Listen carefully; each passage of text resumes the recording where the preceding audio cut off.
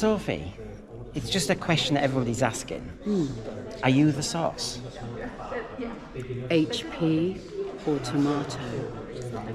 Good question. Oh, and aren't we sick of sauce talk? Sauce talk. We're sauced out, aren't we? Because that's obsession with New Who and where we're going next week and next year with Christmas special. Aren't you a bit sick now? I'm a bit sick now. My detoxes are a bit sick now. And if this program has any meaning at all, we need to live that definition of Doctor Who detox. So we're going to try our best to dwell on classic Who, our favorites, and let's argue as if it really means life and death. I mean, we're going to disagree, and who cares? That's what it's all about. So good to see you, everybody. This is a proper detox, classic Doctor Who, your top 10. We're not going to agree. Yes, just to remind you, Saturday nights, I'll still be doing this. All the blather. It's more on representation in Doctor Who.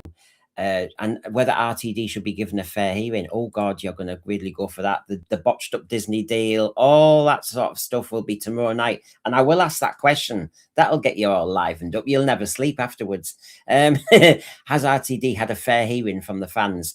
What? Has he had? Yeah, I know.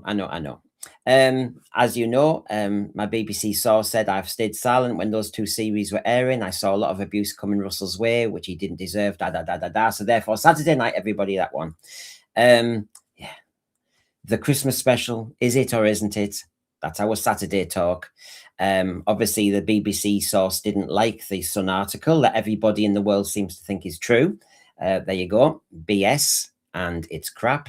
And just reinforced the issue. Russell has left and talks are ongoing with multiple partners and high-profile writers. He's busy writing a new drama at the moment too. He's well out of the BBC. And we're just waiting for Billy, which you've heard I don't know how many times from various sources. So let's get the GAN on, because that is not what we're talking about today. So hello, good to see you, Dwayne from Sirens of Audio, and good to see Dan. G'day, Brendan. It's great to be here, and you're making my heart a little bit sore with your background there. You know how much I love the outback of Australia. It's just making me want to be back out there. I love it so much. Yeah, it's how Dwayne, I think, discovered the Sense Sphere, because he was on one of his big drives. I was out in the outback of Western Australia, actually. Very lovely lovely Western Australia, which is very red as well. Picked up at the red centre, but the rest side's very red. Calbarry and everything. So for those in the UK, the reason why Dwayne's is missing it is because we put him back in Tasmania. Keep him away from the mainland. Yeah, he's in the penal colony. Everyone disses Tasmania. It's beautiful here too. But I do love the outback, I've got to say. But Tassie's nice too. Exactamon. So we've got the Aussies on. And by the way, before we move on, a reminder, Boomer Doug is 105. It's his birthday. Yeah, he's had a letter from the King again saying, are you still going? Obviously, Boomer Doug, happy birthday. And everybody, just so you know, it's a special birthday. He's 105. He was there at the beginning of... we always miss you, Doug. We always miss you. But he's had his colostomy bag attached and he's settled for the night. So he said he's not going to come on. So bless him. Oh, no, he's there. There you go. So, hey. I thought he was getting lucky on his birthday. Yeah. Well, it's just he's, like I said. That was the word. Hey, Boomer Doug. I hope the colostomy bag is working tonight. There you go. So good to see you. Right. Hopefully we've picked ones that you approve of. So obviously tonight it's the top 10, our personal choices, whatever is your criteria, whatever the reason, we'll argue about it. But of course, you get a free hit on this sort of thing. I can see, for example, Michael Herbert saying the Keys of Marinus, Invasion and Silurians. He's hoping they're going to be mentioned. Oops. I'm just saying that. I can see people giving us top 10s and we'll join them later. Right, you're all going to hate us today, everybody, because they're just our personal top 10s and you'll be going, how dare you? But that's life, isn't it? So this prompted it. Number one, because we're sick of talking about the Christmas special, whether it'll happen or not. By the way, Dwayne, do you think it will? Don't care. According to your source, it's going to happen, but things change. I don't know. It could happen. It may happen. It may not. Who knows? And I much prefer talking about this stuff, which is already out there and is already well and truly embedded in my heart. yeah, and as I said, I'm sourced out. I've got more than one source, and they're not exactly agreeing with each other, so that's not exactly helpful, is it? Dan, your thoughts, just for the sake of it. Every fan's been going on about it, so do you think it's happening or not? Yeah, I think Paul McGann's in there, and he's gonna be the Doctor for the Christmas special. There you go. He's hoping that he's just got the 4K, so he's really wanting Paul McGann in it. So this was prompted by Radio Times doing a Doctor Who's 30 best classic stories ranked from 1969 to 89. So we're hitting a safe period. Now, there you go, everyone. We'll just start off with the Radio Times, and then we'll really start getting personal. So you can see there, in 30th place, The 10th Planet. That was an interesting one to actually put down, I thought, really. Now, don't give away your choices, but 29 Earthshock, 28 Stones of Blood, then Dalek Invasion of Earth, The Abominable Snowmen, Marco Polo, The Time Meddler, Dalek Master Plan, Ark in Space, and then The Crusade. Are there any Crusade was an interesting one, I thought. Go on, say that again, Dwayne. Which one? Crusade, I thought, was an interesting one to put in there, being a missing episode and rarely getting into these top lists. You know, I thought that was an interesting one, although it is an amazing piece of television by Douglas Campfield. Well, we did Dalek Master Plan recently, and that's going to get a revision. If we found all the remaining ones, I tell you what, that will get a hell of a revision, I would have thought. Never mind 23rd place. But any shocks there for you, Dan? No, I was just thinking that maybe it's just giving away the target audience of the Radio Times, or the people left reading it these days. Yeah, they're There's all quite a lot boomer. of 60s in there. Yeah, Boomer Doug's age. So there you go. I mean, Abominable Snowman we did recently in our Missing Episodes one, and when everybody reflected on it, they said at the time when they watched it, it was just the atmosphere. As an example, I think it's the atmosphere they remember. Dalek of Invasion of Earth, was it the big shock and the first companion loss? We could go through them. Ark in Space, I'm slightly surprised is there, low down, so to speak. So, and then get to the 11 to 20, then we'll do ours. So in 20th place, An Unearthly Child. And again, my personal argument would be, it's episode 1, it's doing the weight there. Terror of the Autons, then Terror of Zygons, then Silurians, then Talons. That might be a surprise in 16th place. Ooh. To be honest, with a modern magazine, I am surprised it got in the top 30 at all, but pleased it's there. Yeah, I've seen many polls in the past where that's almost number 1 or number 2, Dan. Yeah, this is an interesting poll. Yeah, I'd like to know how many people responded. Yeah, they asked somebody at the bus stop or something. Yeah. Well, there's The Invasion on 15th place, Michael Herbert. The Evil of the Daleks, The War Games. We've hit a bit of Troughton there. The Sea Devils in 12th place. Everybody knows that was my platform into Doctor Who, so will I pick that? And then in 11th place, The Daleks, the 7-parter, which Ian Levine retrieved from a skip to let us all see again. So that's where the Radio Times left us. So where do we go? Was this actually a poll? Was this a poll? Yeah. It was a poll. Yeah. Interesting. So these are our 10s in our top 10. So Dwayne had Nightmare of Eden, Dan had Survival, and I went for Robots of Death. Discuss, Dwayne. Well, the Graham Williams era in particular is an era that I absolutely adore. And I think it's highly underrated because of its cheapness, because Graham Williams didn't have a lot of money during his tenure, and oftentimes it showed. But Nightmare of Eden, even though it was, you can see the mandrels there, quite a silly looking monster, but the themes and the story within this story are taken really quite seriously, and it's peppered with comedy. The characterizations are hilarious. Is it Trist, the guy that runs the CET? He's like your faux Peter Sellers. I love it. But it is a very serious story. dealing with drug addiction and drug Yeah. drugs in general. So I think it's a very good example and a very, very guilty pleasure of mine. I had to get at least one Graham Williams story in my top 10.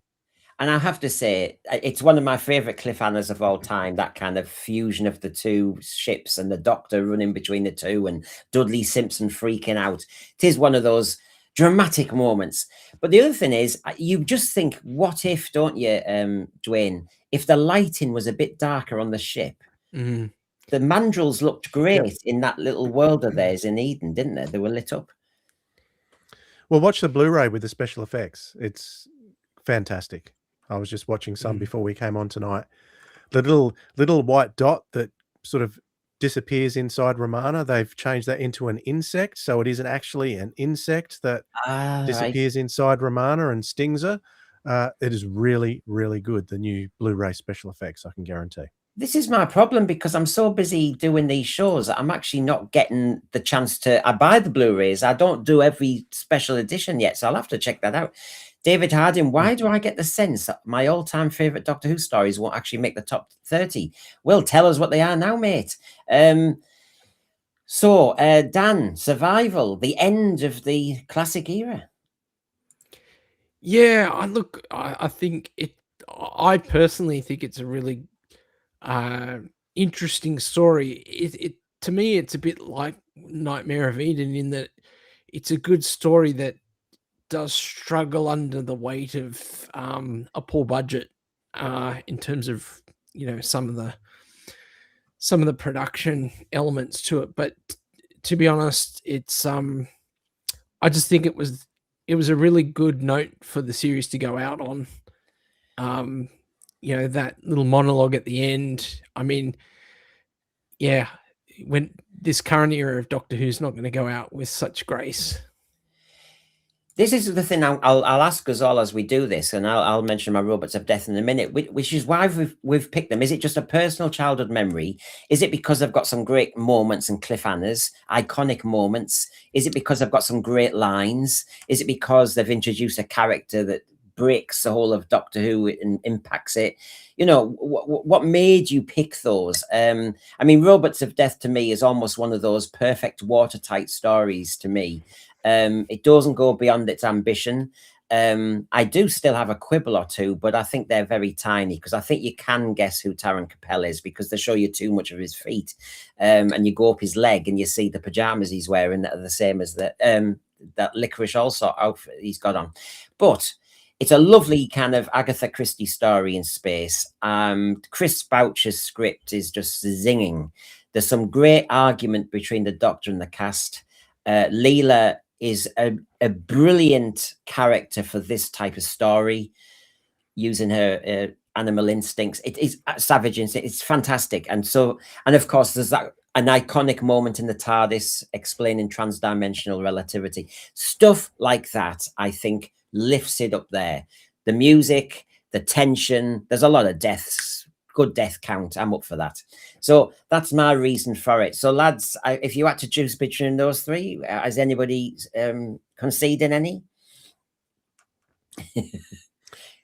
Well, Robots of Death is not in my top 10 for this exercise today. However, it is a near perfect Doctor Who story, and it's one of my favorites of all time as well.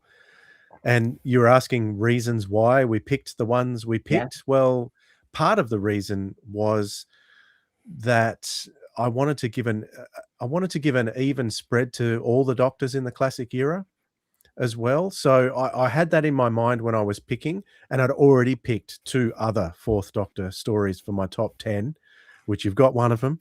You're going to get another one later. But I didn't want to overdo it with the Fourth Doctor. So that's probably part of the reason. In my Fourth Doctor top fives, this would definitely be one of the top five in the Fourth Doctors for me. Yes. And I was the same, Dwayne. I just felt it'd be too easy to just, go to those. There's a couple seasons there where, it's just hard to argue with. It's such that every episode almost hits so hard that it's hard to argue. But So when you say top 10, you know, I went personal. I went, whoa, I thought I'm not doing fairness. If I miss out a doctor, who gives us stuff? It's my pleasure and nobody Ooh, else's. harsh. I'm very harsh. Poor harsh. We're certainly different from when we started out with you. We've all changed. Started out as a mild curiosity in the junkyard. Now it's turned out to be quite a great spirit of adventure, don't you think? Yes. Oh, it's a wonderful thing, this ship of yours, Doctor. However, now, let us get back to this little problem. Thank you, William. We'll get back to our little problem of picking the top 10. So there you go. I thought with a Hartnell we should start with that. We've got plenty of cliffhangers to show from those we've picked. So on the Niners, Dwayne has gone for Enemy of the World. Dan's gone for Legopolis because he likes to see old men with abacuses, and he collects a lot of action men, so that's his thing. He likes to see strange men at fences, and I've gone for Terror of the Zygons, so win-win-win. I've won again. So, Dwayne, your reasons, apart from, I've got to pick a Troughton. Well, yes, I did have to pick a Troughton, and for many years, my number one Troughton, believe it or not, Brendan, I should say, because I know you hate it, is the Mind Robber.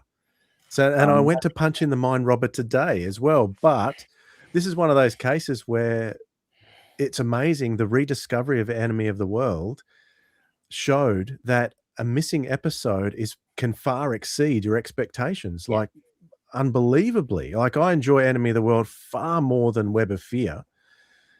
And it is an incredible demonstration of Patrick Troughton's acting ability.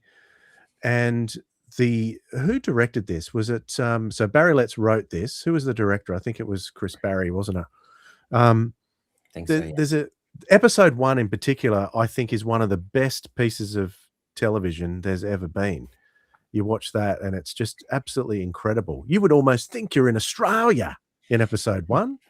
Well, so you've got one of those whirly bird helicopters as if you're in Skippy. And the unfortunate thing about Enemy of the World was for years we had episode 3, which is the worst episode of the entire serial. So to get all 6 back was just wonderful. And yeah, it's remained my favorite Troughton ever since. And I will say here, because I have to say, when we discovered that again, and Philip Morris, thank you very much, but Enemy of the World became, wow. We'd read the book first, and all of a sudden when you saw it, and it seems every Doctor now has to have a doppelganger episode, you know, Arc of Infinity for Peter Davison, blah, blah, blah. And here was Troughton's, and boy, was Troughton good as Salamander. So what a discovery, Philip Morris. Well done. Dan, Legopolis, you're into old menu, are you? A TARDIS within a TARDIS. No, I don't know what it is about that episode. It's a guilty pleasure that, you know, finds its way into the DVD player. Let's talk about death. Let's talk about entropy. Yeah. Well, you know, it is what it is. Are you a depressive or something? Let's talk about entropy and charged vacuum emboyment. Oh my God, I bet you'd nod off at night for that. I don't know. Maybe it's just the end. Yeah, it was good. Adric on top of the TARDIS, isn't it? And there were loads of pillars. What it is. Loads of pillars in this. You've got Brendan, you're ragging on me, but I know you really like it. Yeah, I mean, Adric is outstanding in that. No, so David Harding, there was a time when I would have groaned at the idea that Enemy of the World made a top 10 list. Then it was found and released, and I instantly fell in love with that story. And that's it, David. It's trying not to be too tribal and precious with your own choices. I have to say, my top 10 could change every day. I bet yours could as well. It's one of those, isn't it? Yeah. Bill, except for my top 2. My top 2 never changes. Yeah, that's very possible. Bill Silver, Seeds of Doom, I would rank higher than Deadly Assassin. See if those two come up, mate. Tomboy, Chick, if I want horror thriller, then Tomb is definitely in there. Talons 2. The Glass Dalek story title has gone completely out of your head. Wendy, honestly, revelation. Yes. Ash, I love the fact that in Enemy, Pat looks like he's just stepped out of the Blitz nightclub. Him, Jamie, and Victoria were the proto-human league. Oh, well, there you go. So, regarding Terror of the Zygons, it's a no-brainer. It was August. It was 75. You'd just finished your British school holidays. They did a trailer, and you just suddenly saw the spaghetti hoop men's hand, and you got that brilliant sound effect in their spaceship. And then you got that great Broton, Doctor. You know, that's all I need as a Doctor Who fan. I need a horsey asthmatic villain and a very scaly hula hoop hand, and I'm away with it. So, Terror of the Zygons. I love the fact that Brendan just didn't even resist the temptation to just go, yeah, I'll take Tom Baker's season 13 as my top 10. I'm sorry. My personal, I can talk about iconic moments. I can talk about. Or see, he's just gone season 13, season 14, done. Everybody. That's how much effort I put in my list. This is Doctor Who top trumps. Now I'm going to trump. No, it's just. I said, what's your top 10? My top 10, I was indulging myself in 75, 76, and 77. Sorry, folks. I'm telling my version of the truth. You can't challenge my truths. But anyway, Terror of the Zygons. Come on, you cannot deny that is one of the best villains in Doctor Who. It's okay. Having a fact. How dark Almost up there with Curse of Peladon. Yeah. I mean, how dark is it to be in some sort of barn and you're fighting a Zygon with a pitchfork and, you know, somebody go flying? Brilliant. But I have to say, the spaceship and the Duke of Argyle's castle and those eerie back stairs that went all Scooby-Doo and the Brigadier. It was all Brigadier. It was brilliant. And the Scots element. Right. That's me. I love Terror because it's got a Series 3 Land Rover in it, and I had one of those, and it did always break down just like he did. Well, Ben Davis is saying Terror is the most Pertwee-esque Tom Baker story, and it's the last unit one for a while, isn't it? I know Android Invasion kind of plays with it, but we don't see the Brigadier till Mordrin. So, I suppose I should cheer people up with a version or two of some that have come and gone, and I will be giving you versions of their cliffhangers soon. So there you go. I mean, take your pick from those three, everybody. Enemy of the World versus Logopolis. There's no competition there. But bye, Dan. And Terror of the Zygons then come flying in the final lap. But Tom Baker's on top of his game. Troughton's on top of his game. Tom Baker in Logopolis. It was an interesting performance. Very funereal, Dan. Well, you know, you've got Anthony Ainley at his best too. Yeah, the episode 3, the cliffhanger when they shake hands. And of course, character options are about to come out with all those Logopolis dolls. Not. Okay. Maybe it's because I got a secret thing for Tegan. Now, Wendy, you said Glass Daleks, so Dwayne's choice at number 8 of Revelation of the Daleks might just take your fancy. But Dan is playing top trumps with Genesis of the Daleks with the first appearance of Davros. But Brendan is saying, sorry, it's all about enjoyment. And I'm sorry, as a little Brendan sitting there watching Planet of the Daleks for 6 episodes was just heaven to me with Pertwee and all the rest of it. And if you're in doubt, let me just remind you, everybody. We're certainly not going to float out of here. Precisely what we are going to do. Hurry up, Doctor. It's pretty hot in here. Yes, exactly. But if we can turn the refrigeration unit up to maximum, the updraft will be hotter and even more powerful. So, hot air rises. Exactly. Enough of it. We might be able to rise with it. Fantastic. Let's get on with it.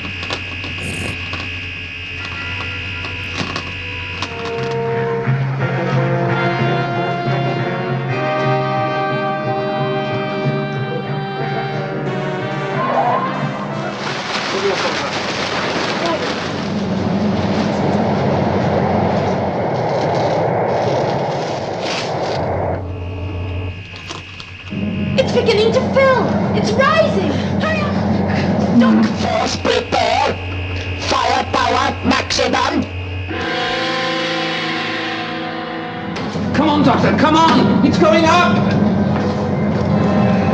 Oh no! There's not enough left to take all our weight. Give it time, Taryn, give it time. It's not going to work. Doctor, it's not going to work. The plastic's going to rip, honestly. It wasn't really called Planet of the Daleks. I can wake up now? Right, okay. the plastic of the Daleks, because it was all plastic, wasn't it? No, honestly. What tip? you Just know kill I- Goth. So save the weight. You know me. I know, leave somebody behind you, exactly. We used to do balloon debates at school. Who's the fatty getting them off? So Churchill was always kicked out first because he was overweight. Interesting. We've But all got Dalek stories at number 8. it's very weird. None of us knew what we were doing, but yes, at number 8, we've all gone very Dalek, and I've gone for the most obvious, nostalgic, lovely vibe. They've gone for, they're accusing me of going for obviouses. Oh, well, there you go. So, Dwayne, Revelation of the Daleks. What, you love the polystyrene cliff, Anna? I think, well, in Australia, they cut this into 4 episodes. Oh. So it was very interesting the way episode 1 and episode 3 finished. And I used to have it on VHS and off-air copy, and I wish I still did, because the music that is in there was Jimi Hendrix's Fire. If you listen to that song, that's what the DJ is playing at the end of episode 3. Is what it was to me at the time. And they've every subsequent release where they've replaced that music because they couldn't get the rights to Jimi Hendrix, it just doesn't sound the same. The Hendrix version was so much better, and I just don't have that off-air recording anymore, which is a shame. This episode probably is the one episode that is responsible for me becoming heavily involved in Doctor Who fandom. I think it was after this I joined the Doctor Who Club of Australia and started writing little reviews for them and bits and pieces in their club magazine. And I absolutely adored this. I thought, this is my favorite Davros episode. I think he's so creepy in this. And Terry Malloy just does a magnificent performance. And it's also a story that I recorded before we had a video recorder in the house. I recorded this with my cassette. So I had the audio recorded off the television. So, but not every episode, 1 or 2 of the episodes. And I would listen to these over and over again on audio. So it's a very sentimental pick, this one for me, but also a very, very good story, if you ask me. David Harding agrees, and when the reveal comes that Davos has been using the heads of the residents of Tranquil Repose to make his new Daleks, but he's using the bodies to make food for the famine-ravaged worlds. You've got David Harding continuing, one of the Doctor Who's darker stories. But as said, I think a bit earlier, somebody said, God, it's a Doctor Who, it's a Dr. Light story, because actually, it is actually episode 1. Feels very Colin Baker light. Bill Silver obviously agrees with me on Planet of the Daleks, one of my favorite Pertwee Dalek stories. It has been described as the Daleks' greatest hits. That's why it's in there. Of course, Farsight is going to just say, sorry, it's Genesis. So I suppose, just for a moment, and so does Mark Raymond. And let me just check Ben Davis. Revelation is very underrated. Genesis is overrated, and Planet is comfort food. So that means you agree with me. No, Mr. Ashlamont, my serious enthusiast side says Genesis, but my inner child screams Planet. There you go. Anyone referring to Waters Molten Ice is fine by me. Let your inner kid out. So, Dan, Genesis of the Daleks, you've gone and tried to play top trumps too early. You've shot your bolt there, mate. Right, it's not even a competition. Bang! Make it one. Make it one. Walk away. No, look, I actually really enjoy Revelation of the Daleks. Can totally take or leave Planet of the Daleks. You know, it's okay. It's not Curse of Peladon, but you know, it's not too bad. You just like the Spiridons and Joe getting action in the case. Plane of Stones or whatever. The moment I have to say, you've got to go there. I mean, I didn't know AstroTurf existed, so that Dalek ploughing through that jungle in between the bits of AstroTurf is amazing. And when that kettle lands and the Supreme Dalek gets out with a big kind of torchy kind of, fantastic. And Daleks left behind, when the Daleks were left to die by other Daleks, you realise how clinical they were. Invisibility to a kid is scary. I remember David McCallum's The Invisible Man. That freaked me out, that. So the Invisible... I haven't seen that. I must seek that out. David McCallum's, it was in the late 70s, The Invisible Man. Wow. Cool. Yeah, because he had to paint. I mean, he was married, so he had to always paint a mask on so his wife could see him. It was all. It's all in the opening sequence. It's the things you do in your bedrooms. So that was that sort of thing. Where was I going? Spyridon, great idea. And yes, Joe trapped in that Thal ship, and then it gets exterminated, and the heavy breathing of the Spyridon. I mean, come on, fantastic stuff. Man, he always goes on about Planet of the Daleks, doesn't he? I know. Yeah. I'm kind of with you with this one, Dan, because it's out of the 3 Pertwee Dalek ones, this is the one I go to least. I Yeah. really Well, don't see how this could possibly be in a top 10. well, Dan hasn't Unlike even. Genesis of the Daleks, which isn't in my top 10 personally, but Mm. the main reason for that is because I first experienced Genesis of the Daleks on the heavily edited 60-minute cassette version, or the LP version, because it was a cassette for me, and with all the Tom Baker narration. So that has a very special place in my heart, the audio version, and possibly that's what tainted it for me when I saw the full television version. Was I had all these pictures in my head about, when the Fourth Doctor goes into the what do you call them? Into the chamber where he gets the creature around his neck and all that kind of stuff. It was a lot more vivid in my mind than the actual television series. So that's probably what dropped it back a notch or two for me. I feel sorry for you, Whereas in Dwayne, Revelation, not being you able get to to see appreciate seeing things while you hear things. Yeah, you get to Just like the appreciate. audio. Yes, Dan. You've got David Just Harding. Genesis of the Daleks is a classic. When some friends showed an interest in the 2005 series, they asked to see a classic story. I showed them Genesis. Good choice, mate.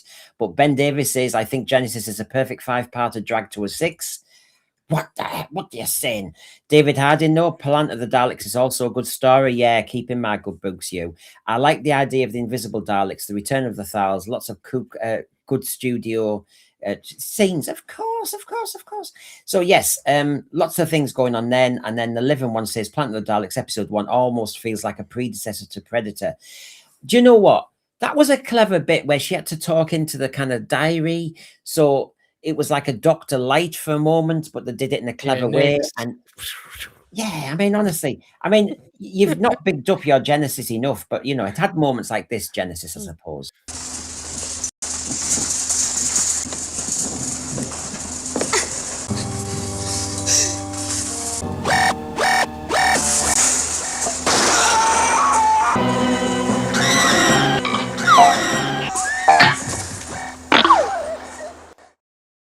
Something like that anyway. Couldn't get it right. But this is more of the Genesis I loved as well, I have to say. This is your last chance. Move to join me now. I allowed this charade to be played out for one reason, to find those men who were truly loyal to me. I will go on! And you know what? When I started teacher training, there was an art teacher on the floor upstairs in our flats, and he had all these drawings, and he was a Doctor Who fan, and I kept talking about being a Davros teacher. And I said, wouldn't it be great to just fly in there in that kind of, half Dalek machine? I will go on. You will. I would have loved it. Or be a head teacher coming down from this slide as a Davros. Can you imagine the staff meeting? You wouldn't. The Davros, the Davros scenes, Michael Wisher. I'm sorry, I do love all the other Davroses, even Terry Malloy, but Michael Wisher's performance, it's so good. There's a lot of beaten. Brendan. Yep. Were you a teacher? I did it slip out. It's supposed to be on the Official Secrets Act. What am I saying? That's the first time I've ever heard that. Can't get it out, yeah. Anyway. Now, at number 7, Dwayne has gone for my Terror of the Zygons. We call it copying. Dan has gone for the Green Death because he seems to think he knows his stuff. And I've gone for Pyramids of Mars. So on the top Trump's front, win-win. Go on, Dwayne. Why did you pick Terror of the Zygons? Well, if someone asked me what is the scariest episode of Doctor Who, I would possibly pick Terror of the Zygons if someone asks me what's the scariest Fourth Doctor story, there's just so much atmosphere in Zygons. There's the music. I think the music is what does it for me. I'm very into my audio, as you know. Yeah. And it's the music of this. Ian Marta's performance in this is superb. Harry is I would say not one of the most underrated character in the history of Classic Who. He's so good in this. His relationship with Sarah Jane, relationship with the Doctor is fantastic. And the performance he does as that Zygon in Terror of the Zygons is wonderful. Absolutely wonderful. Despite some of the ropey special effects, I don't care. It doesn't. The story is so good. I don't even see any of those ropey special effects. And the ones that they've got, the design of the monster, the cliffhangers are wonderful. The cliffhanger to episode 1 is just superb. It's one that I hold up to make my case for Doctor Who having to have cliffhangers to make it work. This is why. You want to see one of the best cliffhangers ever? Terror of the Zygons episode 1. Yeah. And you know, I was talking about iconic moments. What about this, everybody? They're in the pub, and it just is total Doctor Who to me. I think you can hear the Brigadier's voice talking to the Fourth Doctor. So you've got some really strong identifiable voices, and through that veiny screen, you've got the heavy breathing of Broton as they're watching, and you know they're spying. Now that to me is just perfection. Android Invasion almost tried to copy it with the Hatch, and it didn't work. I felt controversial. I just thought Terror of the Zygons did it much better. But yeah, I mean, come on. This is classic Base Under Siege, really. You're getting spied on and they're cut off, and you've got a marauding Loch Ness monster. This is just spot on. In a way, Dwayne, it's abominable snowmen put into the Scottish folklore, isn't it? It's kind of, let's take something mythical and let's kind of make it Doctor Who. Those model shots as well. What's magical about this is the direction of Douglas Camfield. And I think the music. We only get this composer in 2 Doctor Who stories. We get in this one and in the Seeds of Doom, because both were directed by Douglas Camfield and he wouldn't use Dudley Simpson. So incredible music. You want to hear an eerie soundtrack for Doctor Who? You listen to this or Seeds of Doom. They are both wonderful. Yeah. So Dan, the Green Death. Are you a sucker for a maggot as well? Mate, there's so much in this. There's the boss. You've got the boss. You've got Beat the maggots. You've got, you know, Joe finally busts a nut in the nut hutch. It's there's just so much good stuff in there. Brigadier and Don't get upset. Don't get upset. It wasn't a romance. It wasn't a romance. You know, because New Who now, they say the Green Death, that's the moment when the Doctor showed no, it didn't. So when you watch the Green Death, though, is it one of those where you think it's too long, though? No, I love it. It's perfect. It's a great, you know, the atmosphere, the mining town. I mean, it captures so many iconic things. Yeah. And the fly scene. Yeah. He tackles the fly on the back of Bessie. I mean, yeah, there's just so much action. When I watch The Green Death now, and actually I love the book. The book's a good solid read. But when you The Green Death, to me, I was in hospital and there was a black and white tiny telly at the end of the ward, and luckily there's only 3 channels, and the kids in the children's ward allowed us to watch Green Death. And of course, you're watching the Green Death in black and white. Just get that one.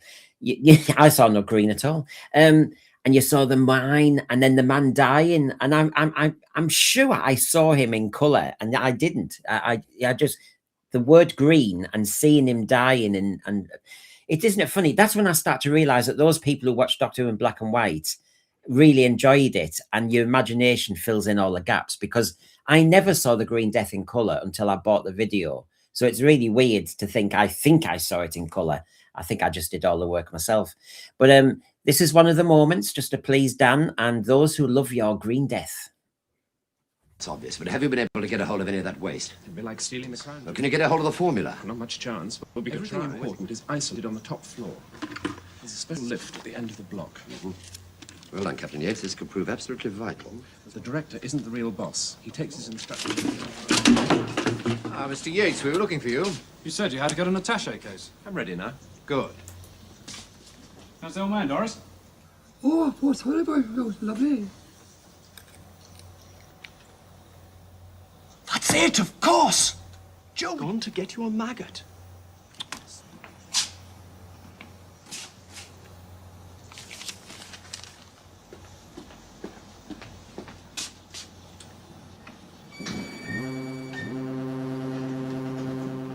The RAF. They'll be flying a low-level strike. In 10 minutes' time, there'll be nothing left alive in that whole area.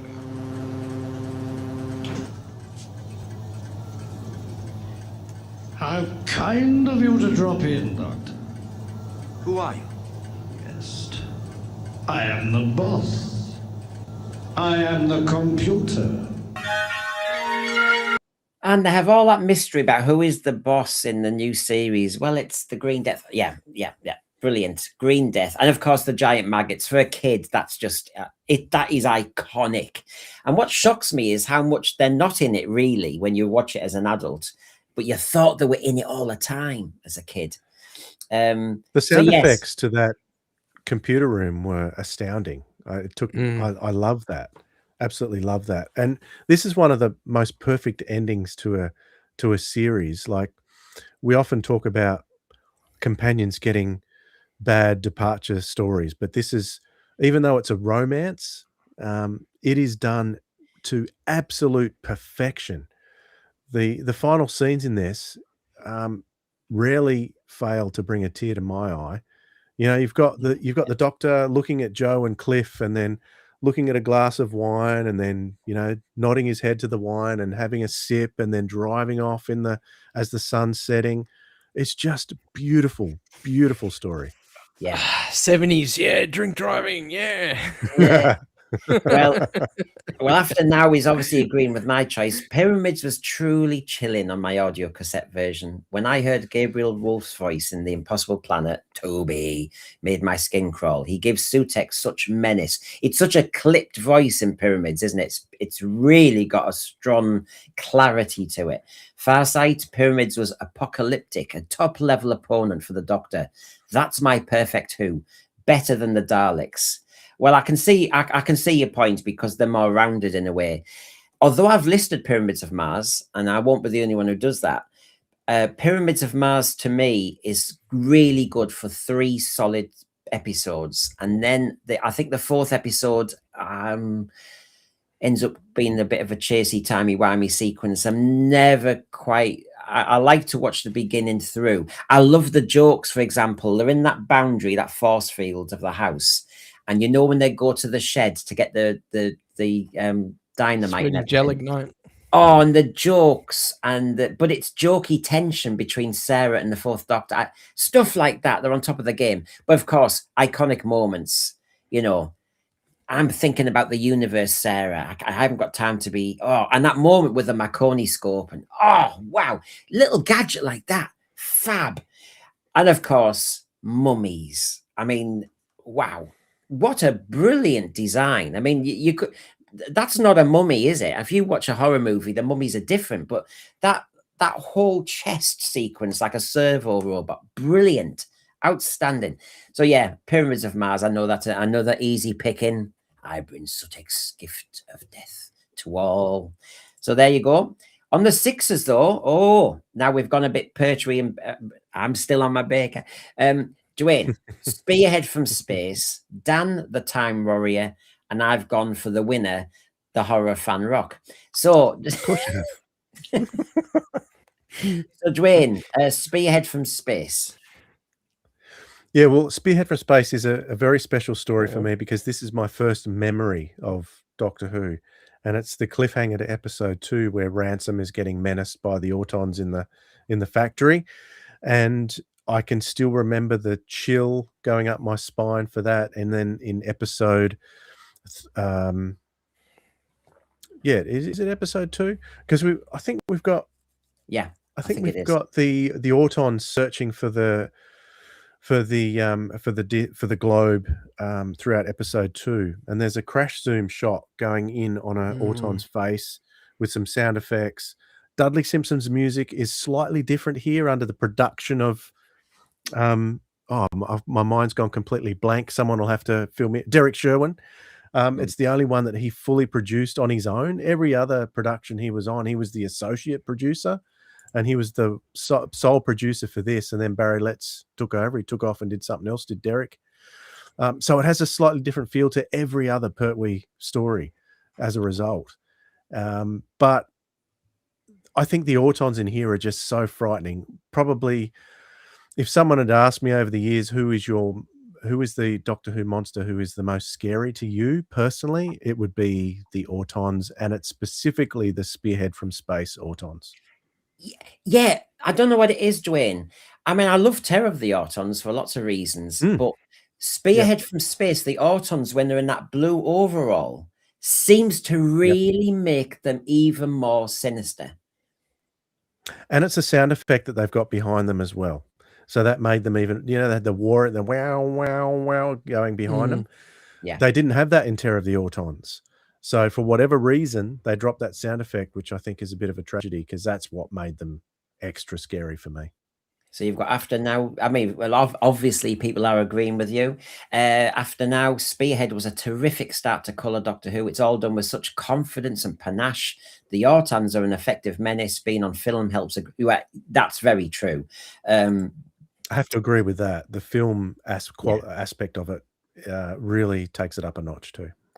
I love the effect that they've got on the total destruction of people with the Auton gun, where with the mustard smoke and in reverse, and it sucks them in. It's awesome. It's such a so good effect.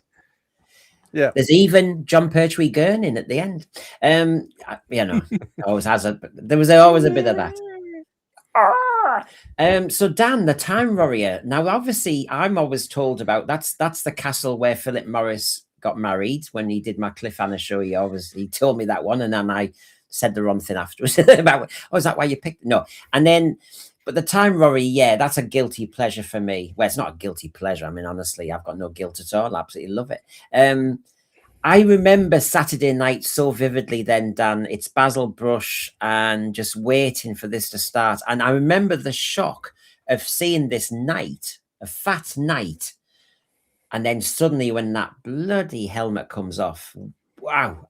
And I don't know, there's something so comfortable about watching Pertwee against that Sontaran. But yeah, I can see why you've picked it. Why have you picked it, Dan? Just there's lots of firsts. We've got the first of Sarah Jane Smith. We got the first Sontaran. I love the portrayal of the Sontaran, and I think it's the best portrayal in classic. In this story, and it just I think it's the reason why the Sontarans are so popular, even right up until today, because the foundation here is so strong for the world building around it. It's just. And it's really clever and economical with how to make it. The ambition of the story is quite large on a very tight budget. It's cleverly done. I mean, in some ways, it starts like a ghost story because you have the ghost of the Sontaran appearing. It's doing all the tricks that Doctor Who does well. There's an element of what it almost feels like it's science, but it's a bit supernatural.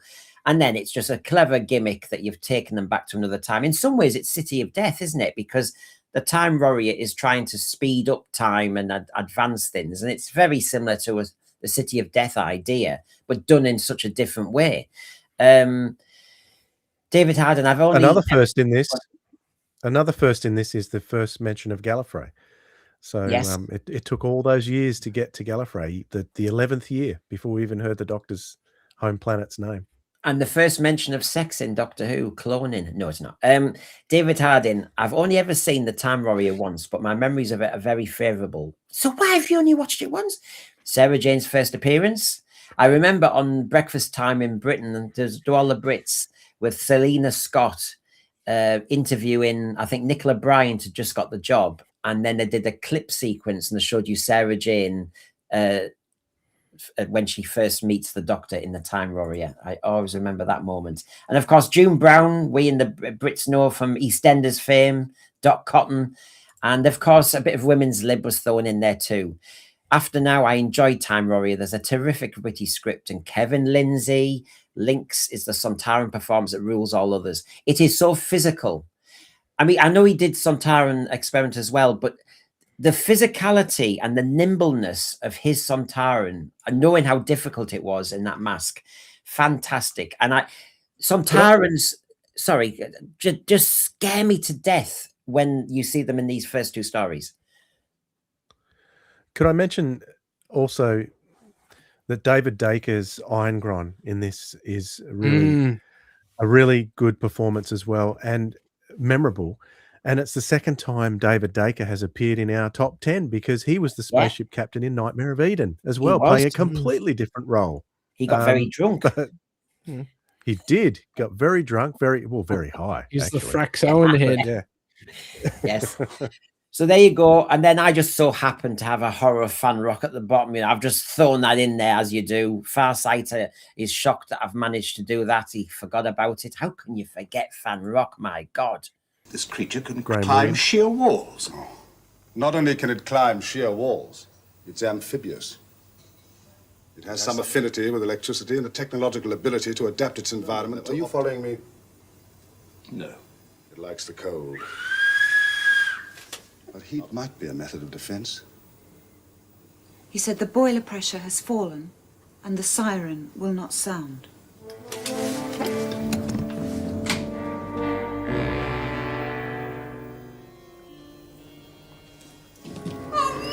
Get her out of here! Like the others. Yes.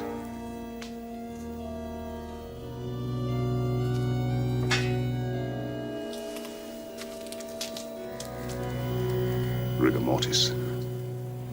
He's been dead for hours. But that is not possible. He was in his room. Not Reuben. But he was. I saw him. The chameleon factor. Sometimes called lycanthropy. Leela, I've made a terrible mistake. I thought I'd lock the enemy out. Instead, I've locked it in. With us. Oh, you little devil, fancy doing that. You shouldn't have done that, Tom. Now, talk about low budget. Even RTD mentioned that recently, that if they lost the Disney deal, he said we could still do horror fan rock. So go on then. Come on. Low budget, Doctor Who like that, with the production values nowadays, it wouldn't be low budget. It would just be, you know, a classic drama.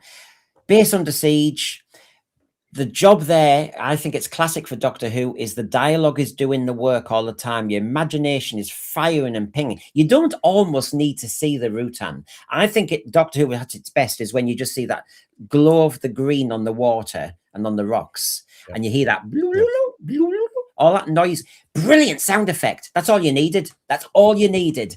And I was away with it. And, you know, yeah, maybe that model of the Rutan going up the lighthouse is fine. I think this is all great.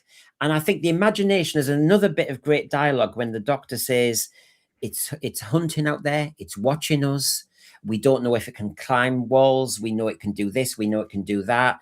And it's sussing us out. And it's like, as a kid, you're going, oh my God. You know, that's just all you want. The shipwreck at the beginning, nice idea to suddenly say, here's some cast to go with the lighthouse keepers, but we're going to kill them. Fantastic. And of course, I love the development of Leela in this one. Yeah. Like her characterization's just spot on the whole way through. And there's lots of little bits that Robert Holmes takes the time to flesh out. Yeah, well, after now, yeah, Louise Jameson, I mean, I know you, how long ago is it now you met her, Dan, when she visited your Sirens of Audio? Oh, no, I missed it. Dwayne did. Yeah, sorry, Dwayne, yeah. It was March, only a few months ago. A couple of months ago. Lovely woman, isn't she? Absolutely lovely woman. Fantastic actress. She is. But as far as Fang Rock goes, it's not in my top 10 today. But if you were to ask me of an example of a perfect classic Doctor Who, this would be one of them for sure. It has all those wonderful elements, and yeah, very, very nostalgic on my personal memory. There's number 3 on my off-air recordings. I started with Robots of Death, so obviously this was number 3. So I've seen this one many, many times on my old beta cassettes years ago, and yeah, just wonderful, wonderful stuff. Well, we're halfway now. So Dwayne's picked Curse of Fenric, Dan's gone for Pyramids of Mars, and I've gone for Seeds of Doom. What a tasty selection that is. So Dwayne, in your assortment of all the classic Doctors, you've gone for a bit of Curse.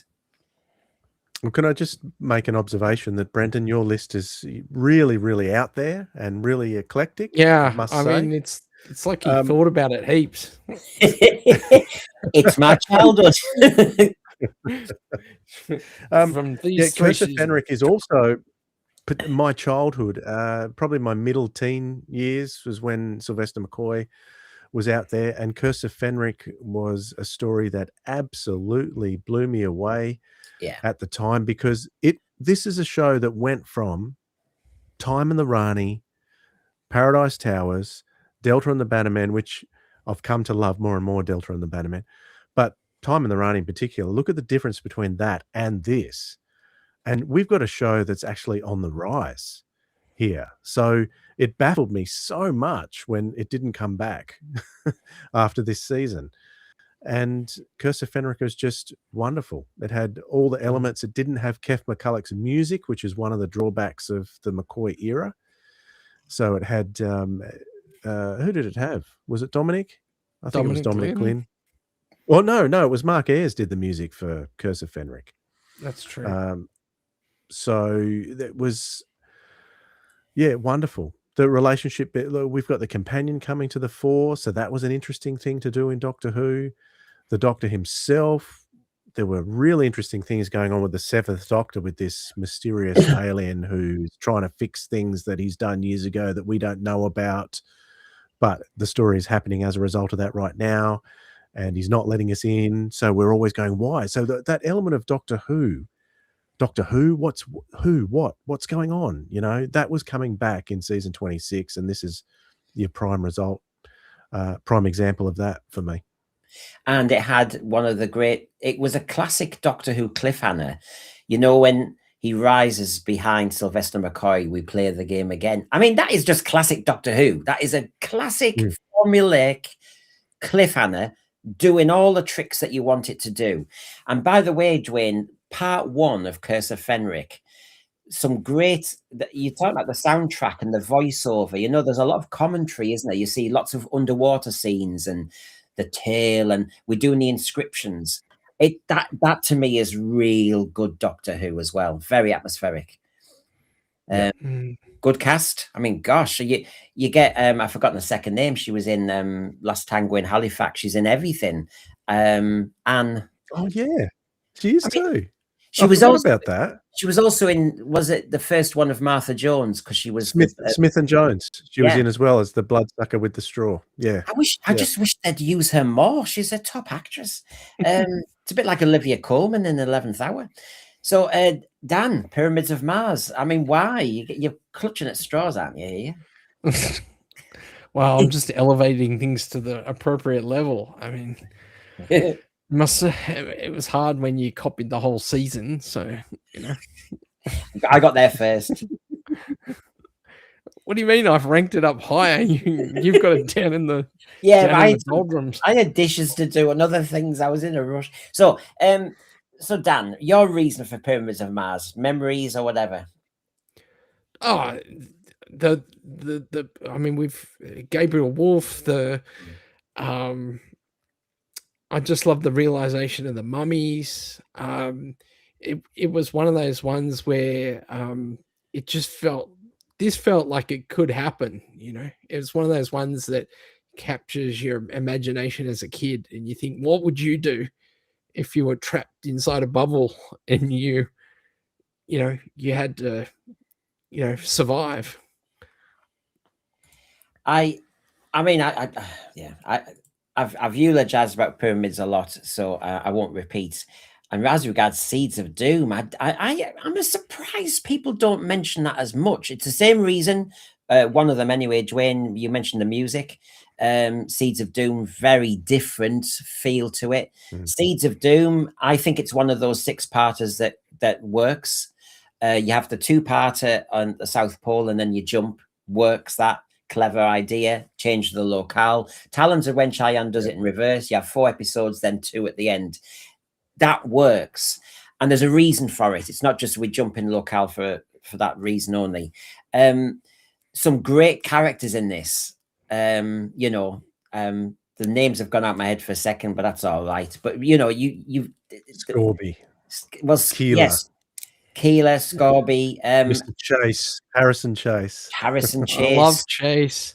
I mean, brilliant baddie. One of the best human villains ever.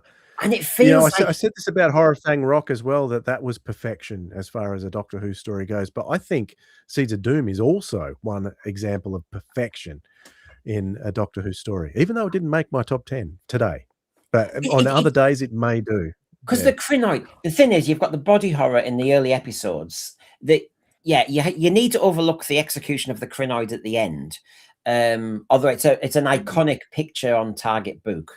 I love that. I think it still looks good. Well, it's the best model shot ever. That is. But you know what I mean? We always overlook budgetary tightness there because we think it. But the Crinoid, when he was changing, oh my God.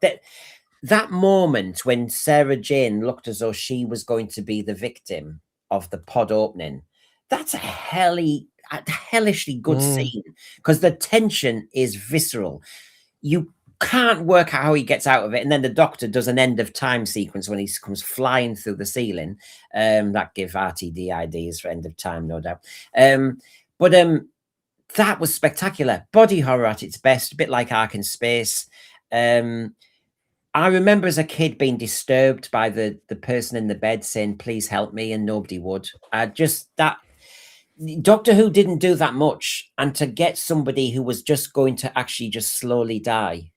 I mean, you think about Doctor Who when you actually takes me to Revelation, Dwayne, where he said, "Kill me, please kill me," to his daughter. And I don't think Doctor Who does that much. I know they've got to be very careful on this one, but it's memorable, and I love it for that moment when you think, "Oh my God, they're not going to save him. The Doctor's not going to save him. It's too late."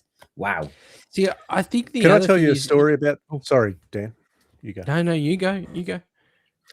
I'll tell you a story about the Seeds of Doom. I had seen it previously when it was on television, but the first time I recorded it off air onto my videos, it was being screened at 4 a.m. in the morning. So one of the scenes that really sticks to me, and 4 a.m., sometimes I would get up, I'd be fine, but a lot of times I would get up, I would be half asleep, sometimes falling asleep during the episode. And that episode, I think it might be episode 4, where Keeler has been infected and he's taking his jacket off, and he's sort of gyrating and carrying on and saying, "Help me, someone help me." And he's taking his jacket off. He's got all that awesome makeup. You mentioned the body horror, Brendan. Yeah. So good. I was half asleep, and that sort of merged into like a dream that I was having at the same time. So it made it even more surreal, that particular episode. And so I had to watch it again the next day because it was kind of in my memory, like a half dream. And so yeah, I've got to reiterate again that Seeds of Doom is another example of, like, all the episodes that we've talked about in the top 10, except for Planet of the Daleks, have been Doctor Who perfection. But this is just another example. Where's the mute button? So Bill Silver, Seeds of Doom is still a story I find unsettling. The body horror, the claustrophobic settings, and Tony Beckley's coldness and a habit of turning people into compost still makes me shiver. Even they used to have brilliant cameo actresses in Doctor Who, and the lady, the artist, Madam Duckett. Yeah, with the eyes. I mean, some great Amelia Ducat. Yeah. Great offbeat characters. That sort of thing really just lifts Doctor Who. And of course, the violence. I mean, Tom Baker. What about the neck cracking? Yeah, I was going to mention that. I mean, Tom Baker. The full sound effect of the Doctor cracking someone's neck.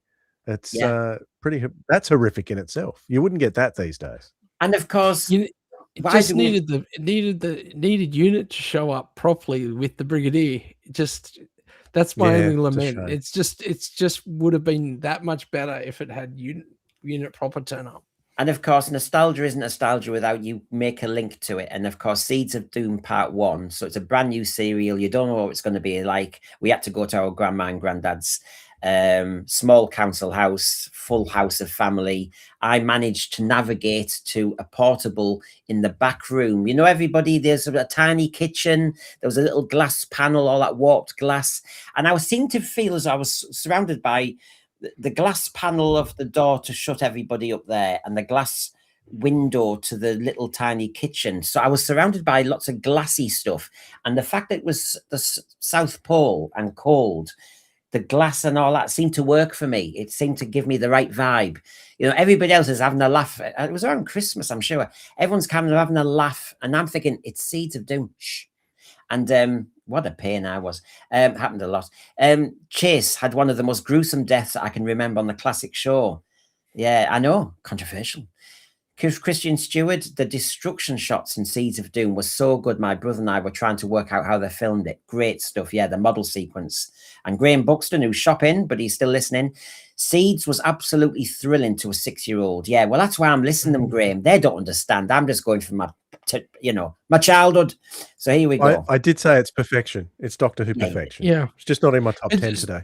But you know the two stories in our number 5 have in common, Pyramids of Mars and Seeds of Doom, is they both center around these very, well, for us as Australians, for me, it's something that I associate with England, and that is these massive stately homes. And Yeah. you guys can just, I mean, what a joy to be able to set your story in one of these stately homes. It's just awesome. Well, as We we don't do have this, them in Australia. well, as we do this list, I'll remind everybody of my choice because, of course, it's going to win again. Predictable as ever, Doctor. So he is within the capital. Of course. He knows he is entering a trap. How can he resist such a bait? Quixotic fool. He will die quickly. Make certain he dies quickly. Oh, I mean, come on. Deadly Assassin. I mean, surely that trumps all. Yeah, well, again, if you just want to copy season 14, I'm only picking the good ones. I'm sorry. So, Dwayne, Time Meddler. I understand why you've picked that, but go on then, Time Meddler. Do you? Yeah, because I used to that? be in a different iteration on a different channel. I used to be the Time Muddler. Oh, okay. No, I love the Time Meddler. It's sometimes my favorite Hartnell. Most times my favorite Hartnell story. I love the historicals. This is a pseudo-historical. It has, once again, Douglas. I'm picking some Douglas Camfields, as we all are. This is another Dougie Camfield, and the only regret I have with this story is that Hartnell's not in it for every episode. He's out of it for episode 2, but the other cast carry it just beautifully. Peter Butterworth is wonderful as the meddler, the meddling monk. There are some scenes in there with some it's so atmospheric, right in episode 1, where you've got the doctor with the local villagers, and he's listening to the monastery and the monks chanting, and he hears the record stop, and he goes, that scene is just so atmospheric. It's wonderful. It's also a very shocking in some parts, the Time Meddler, because we've got that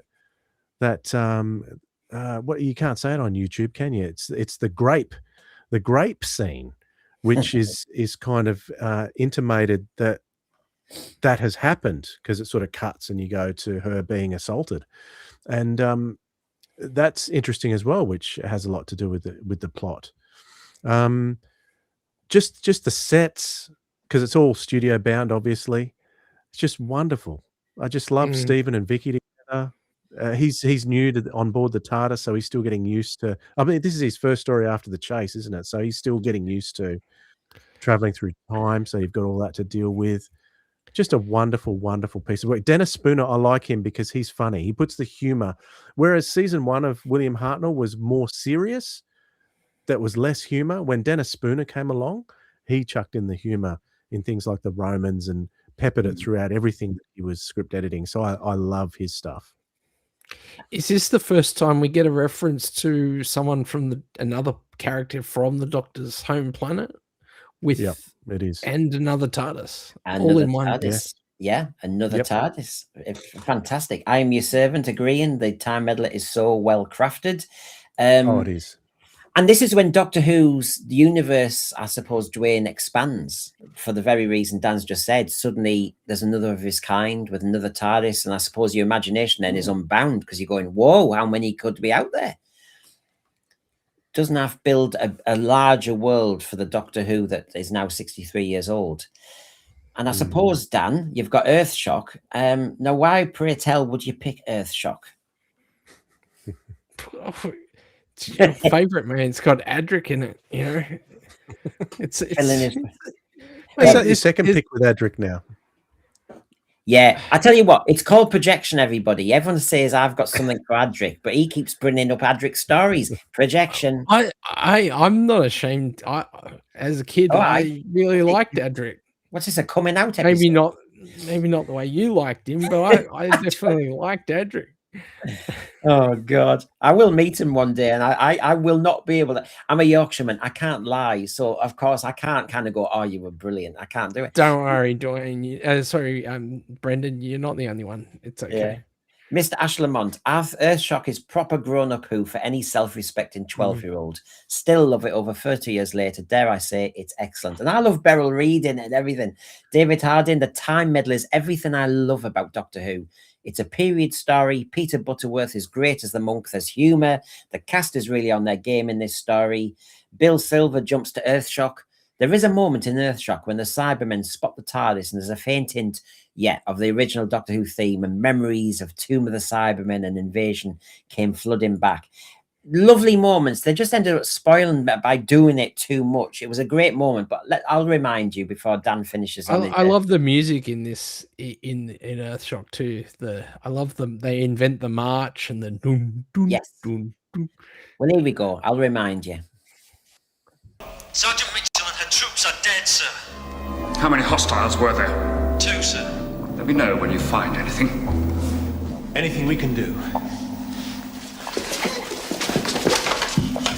Too many people have died for you to play the fool. Now where have you gone? Where have you hidden the bodies? What bodies? We didn't do it! We only just arrived. The rock fall! What? The bodies must be here! Where's it coming from? What's that? These belong to Dr. Khan, my assistant. Is this why you killed them? I know nothing about it. Open the hatch. I can't. I said open it.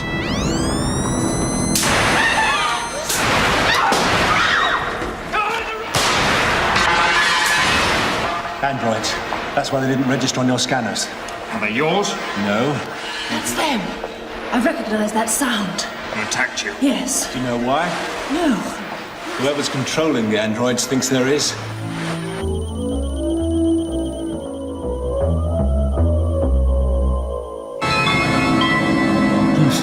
Destroy them at once.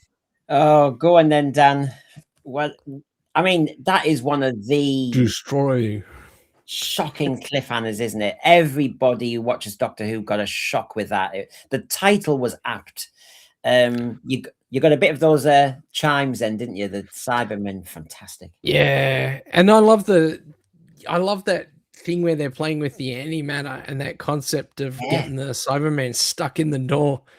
And then, you're just thinking, I love that. I have to say, it's one of my favorite effects in all of Doctor Who.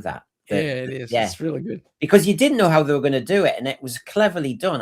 I really did like that shot. Still don't know how they did it quite. I don't think I've seen.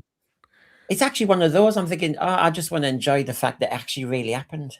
So yes, there's the usual arguments about whether it's all this, but of course, Farsight's agreeing with me. He knows where his bloody bread's buttered. David Hardin, the deadly assassin, is another fourth Doctor. I can't help it. I can't help it. The Return of the Master, no companion, the best glimpse of Gallifrey to date, and then it spoilt it because it was so good. People tried to copy it again. But yes, the deadly assassin is my choice. I can't help it, lads. This is. I was nearly going to put it number one. This really is. Tom Baker's audio, his voice, we're pushing him to his limit. We hadn't really seen Gallifrey at all, really. We'd seen it a bit in War Games. But this was just so stellar, so clever by Robert Holmes.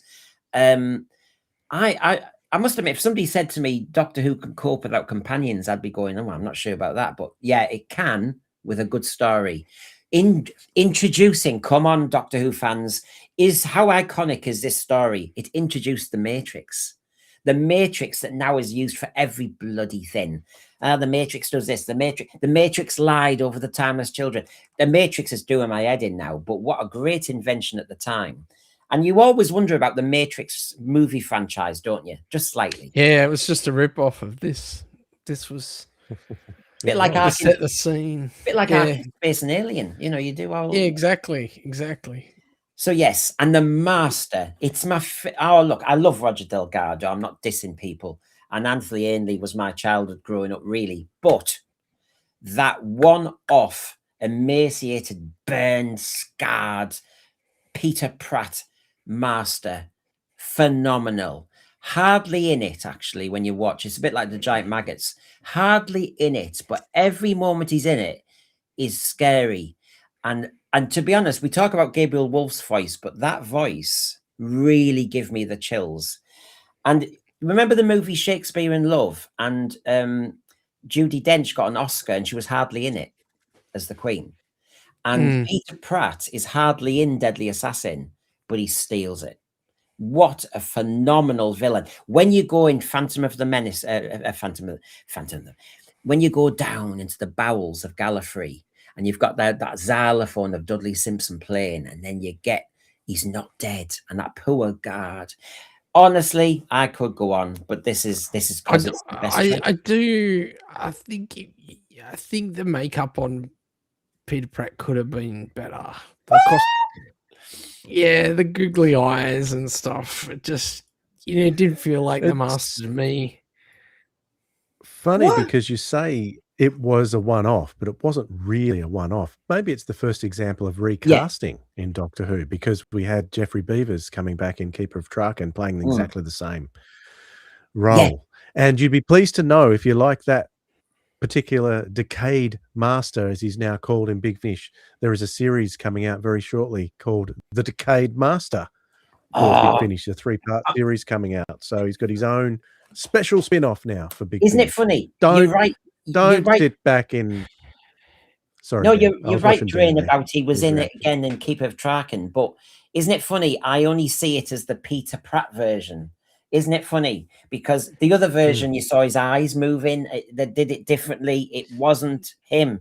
And I've dismissed it. I didn't like I liked the Geoffrey Beevers performance. Yes. I still think they needed to do something more with him, because he had his teeth drawn on his lips, didn't he? Well, it was a little bit. I actually thought from a distance, that was bad. It looks actually a bit disturbing from a distance. It looked, all the things that you're not supposed to do now, it looked like that from a distance, that you had somebody's face and you'd done you know what.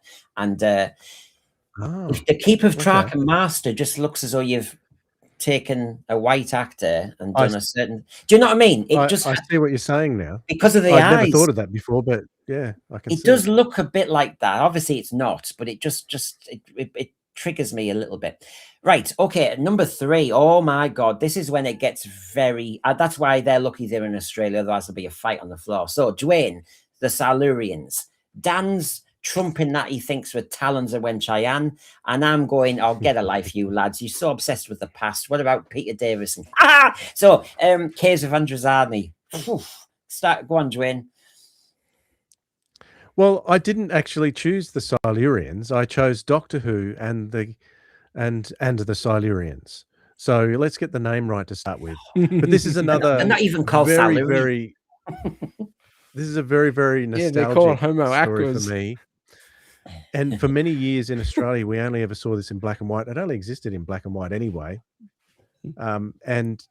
So black and white is my memory of this, as it probably is with many people in the UK as well, who saw this on original transmission and only had black and white TVs anyway. So I think this looks better in black and white, to be honest. And the sound effects, the music by Kerry Blyton was so different. It was almost comical in parts if you listen to it, but I think it fits the story perfectly in the direction of Timothy Coombe. It was and 7 parts doesn't drag for me in the slightest. I don't think it's too long. I struggle picking my favorites from series 7 because in my Pertwee top 5, I've got Spearhead from Space, Silurians, Ambassadors of Death, and Inferno, and one other. So I find it very difficult picking anything from season 7, and I've got 2 in my top 10 from that particular season in my list. So yeah, Silurians is amazing. It's another one I recorded on cassette, so I've listened to the audio of that many times as well.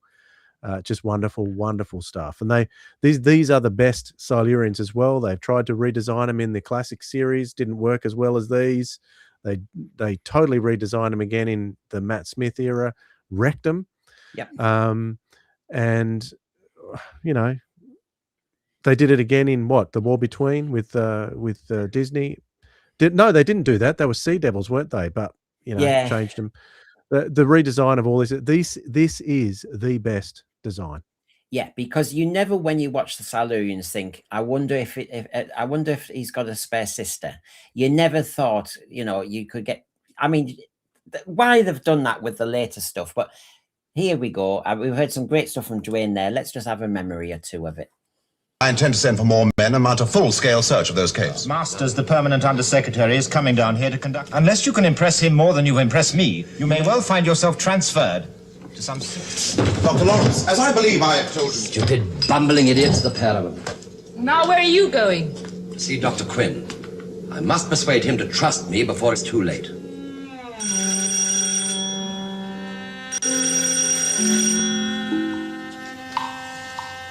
Dr. Quinn? Dr. Quinn? Quinn?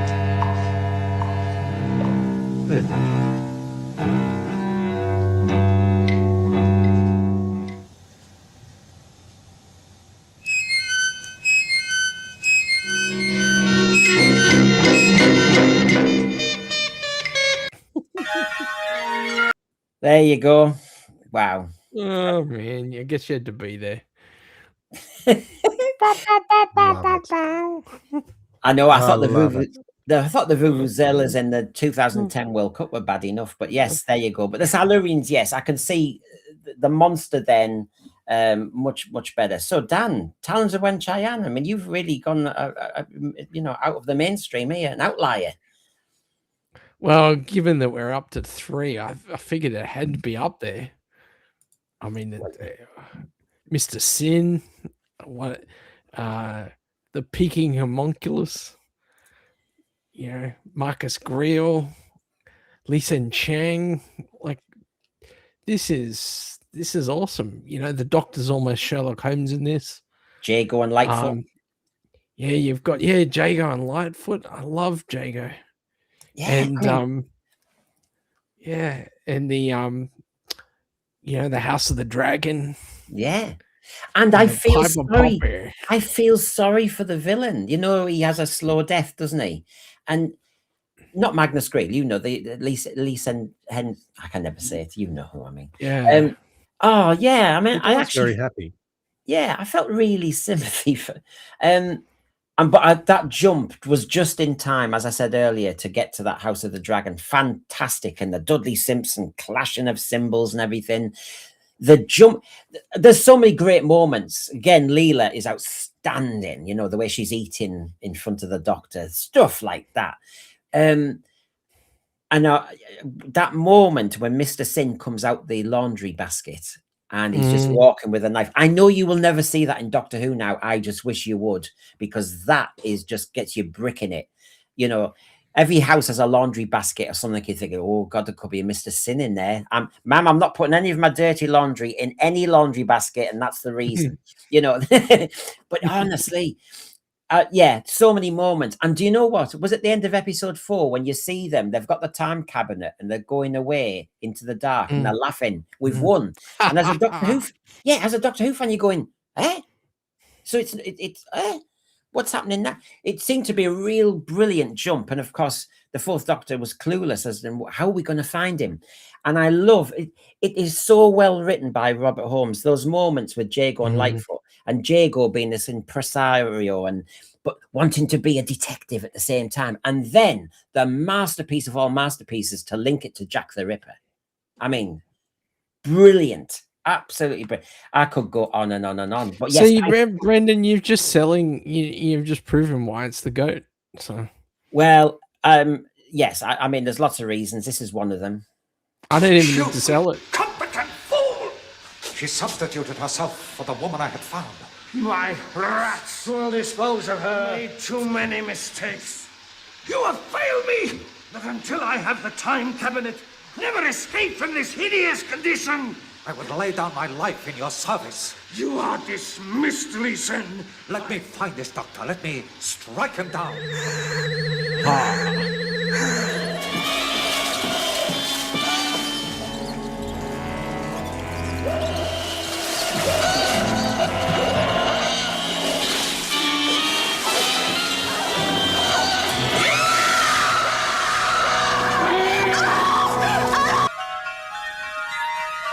I'm still saying with Barbara, the best scream in Doctor Who there. That was outstanding. And of course, I mean, I'll just kind of try and trump that with Caves of Androzani. Here we go.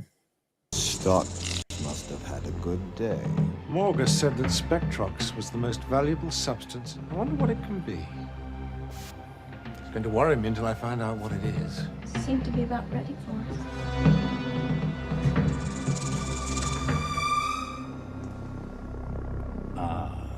Morgus, I can't thank you enough. My greatest boon ever bestowed on humanity.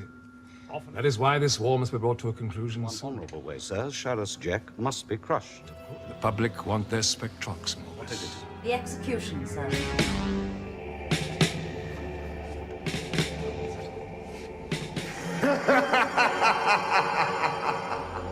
The red cloth.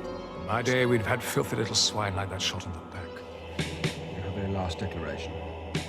We're innocent. We've had no trial. Firing squad. Take aim. Fire! What? I mean, so overrated. Outstanding cliffhanger that. Now you talk about, you picked Logopolis years ago, Dan, but this is a funereal story. The Doctor is never on top of his game here. This is a brilliant descent. Yeah, he dies because of a bloody drug trade dispute. How boring. But isn't it funny that at number 10, Dwayne had a clever story, which was with the drugs industry and all the rest of it. And you said how, you know, in many ways, very adult story. This one equally so.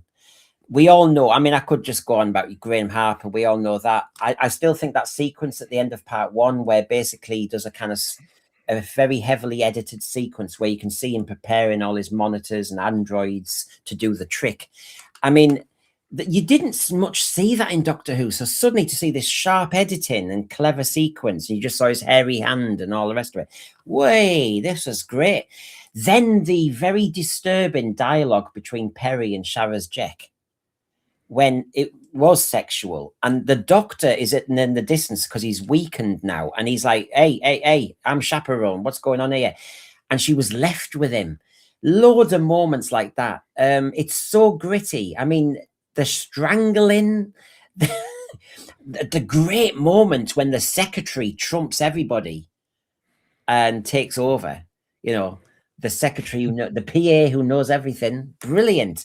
And of course we could talk about, you know, Normanton, Morgus, could go on. I just think well cast, well directed, great music, great regeneration story. Perry obviously is the star of the show. Well, she's got 2 stars of the show. You know, there's certain moments that happen. Fantastic. And I love sometimes I think it's the best how sci-fi regeneration story of all time. I think so. Yeah. So there you go on that one. So we may come across these again because we're in the top 2 now. So here we go. Oh, we've swapped positions, Dwayne. Dwayne's gone for number 2, Caves of Androzani. I've gone for Talons of Wen Chian at number 2, and Dan's gone for Tomb of the Cybermen. Go figure. So, Dwayne, have I missed anything out with Caves? Oh, plenty.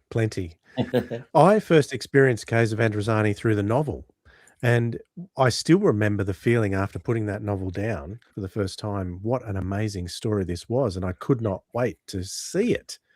It was incredible. But unfortunately, in Australia, the censors really got to Caves of Androzani more than any other story that I can recall. Because after recording it off the television and then getting it on VHS, maybe DVD, years later, there were so many scenes that were cut. There's a scene in episode 2, I think, where Stotts is holding a guy over the cliff and threatening to put some poison in his mouth and making him swallow. That was completely cut, and that is one of the most amazing scenes in the whole episode. I think that's incredible. The scene where Sharaz Jek takes his mask off at the end. The mask comes off, and then it cuts to Sharaz Jek being held in the arms of Salatine. All that scene is cut completely off the original Australian broadcast. So, and there were other bits and pieces throughout that it was completely and utterly butchered. So when I saw it for the first time, it was like watching something brand new. It was incredible. These are the same NBC centers that let full frontal nudity go through in the goodies for 6 o'clock viewing. Yep. And they go and hack up a perfectly good story. And so many of my other choices in my top 10 have been because of the music, and this is no exception. This is my favorite musical score of the 1980s. Roger Lim, he does another great score for Revelation of the Daleks as well. I didn't mention it when I talked about Revelation of the Daleks, but he did a similar score for that too. But I like Androzani better. But that just added so much to the tension of this story with, it was all electronic, but you've got, little drum beats going on through there to really heighten the tension. It was so good. That chase scene at the start of episode 4, where the Doctor escapes the spaceship and is running through the dunes, that is one of the most incredible action sequences I've ever seen in Doctor Who. If a modern Doctor Who fan has not seen this, you have got to see the Caves of Androzani. It closely resembles a lot of the runarounds that you get in modern Who,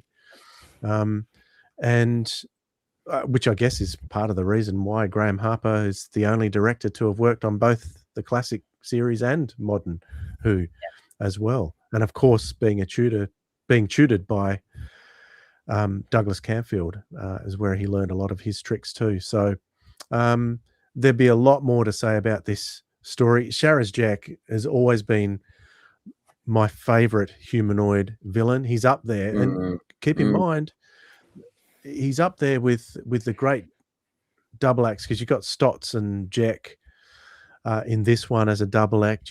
We had the Seeds of Doom. I mean, they're different writers, but you had the Seeds of Doom double act of Scorby and Chase, and all these great double acts throughout. I think the Holmes connection would be because in Seeds of Doom he script edited that, so he may have had a lot to do with that double act there. So yeah, wonderful. I'm just disappointed that I know Eric Saywood wanted to use Robert Holmes more in the 80s, and I wish he did, because by the time the 2 Doctors came out, we were starting to see a decline in Robert Holmes. I would have liked to have seen him write some more Peter Davison stuff. That would have been awesome. Well, again, it almost was too late. But I suppose with the classics, what you say is at least we got it. Yeah. When you talk about the great direction of that chase sequence, I'm sure that quarry looked exactly like the quarry they used for Tomb of the Cybermen and exactly like the quarry they used for Death of the Daleks. But because of the way it's directed, it's not the same quarry. It's just so different. Now, I mentioned Tomb of the Cybermen not by accident, of course, because at number 2 for Dan, he's picked this. In case anyone doesn't know this story at all, because you know it's very. How has this not been on our list until now? I know exactly. You think the Cybermen will help you? I shall be their resurrector.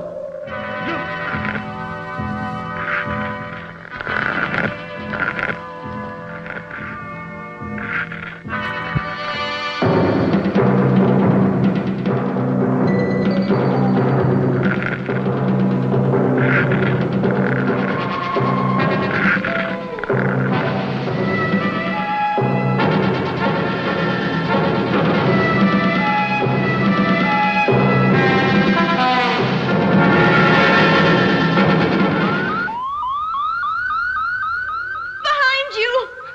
That thing! Like that? Through! Look! Nothing.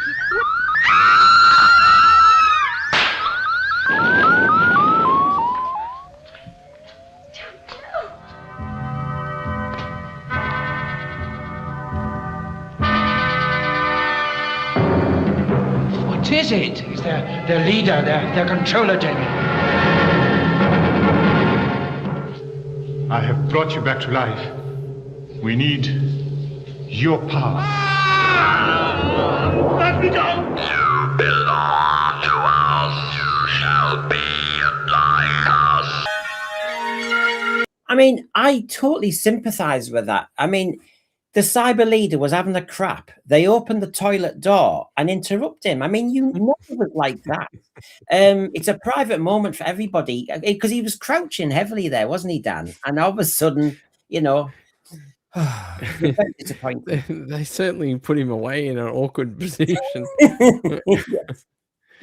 So go on then, But Dan. I mean, this was my second VHS. I think 5 Doctors was the first one I got, and then this one was one of the ones I picked up from the ABC shop, and I remember not being sure about my purchase, but I wasn't disappointed. Even as a kid who'd grown up on Sylvester McCoy era, this was amazing to me. It was like getting to look into the past, and you know, it cemented my love for Doctor Who. Yeah, I have to say it was a fantastic discovery. Can you imagine being a Doctor Who fan without having found it? That sequence is so spectacular. It's deservedly so. The music lifts it even more. The direction. That is a brilliant set. I mean, we talk about the Ark in Space set, but I love that whole set, and it's so well deserved how they execute it. That's one that I want to see colorized, but I don't want a single second edited. No. It has to be the whole thing or not at all. And it was just, I don't know, there's certain things that Doctor Who does so well, you know, like the base under siege, but the setup of this one, an expedition, and the way it's lit and the way it's photographed, I think it's Chris Barry, isn't it? The way he did that quarry at the beginning, I really thought it looked sunny. It looked as though we're in Egypt or somewhere. It looked expensive. And sometimes the music and the way they photograph Doctor Who in 60s Who, you think it feels bigger. It feels more than it is. And so, yes, that beginning and the electrocuted door and the Tomb of the Cybermen. If ever there's a title that grabs you, the Tomb of the Cybermen, the Tomb of the Daleks. I mean, it's a gift. It was actually Morris Barry. Oh, of course, I get it always. Yeah. I often find myself thinking that I prefer the Moonbase, to be honest. Yeah. Morris Barry's 2 Cybermen stories. I remember thinking when this came back, when I got this, I was a little bit disappointed. I've never quite got over the disappointment that I felt. I've come to appreciate it more and more over the years, but the hype was so high for Tomb of the Cybermen. I think it exceeded my the reality of it for me. I know what you mean. Unfortunately, it is great though. It is wonderful. It is, and it's great to find. And then, of course, I've got Talons of Wen Chian. What can I add to what Dan and everybody said already? But you pick what works for you, don't you? And there's so many scenes in that where, I mean, I just love episode 1. I can just watch and watch and watch and watch as just a standalone piece. The moment in the police station, that whole mystery of the kind of the Chinese gang and Janus Thorns. Yeah, Janus Thorns. I mean, brilliant. But it's not a knife.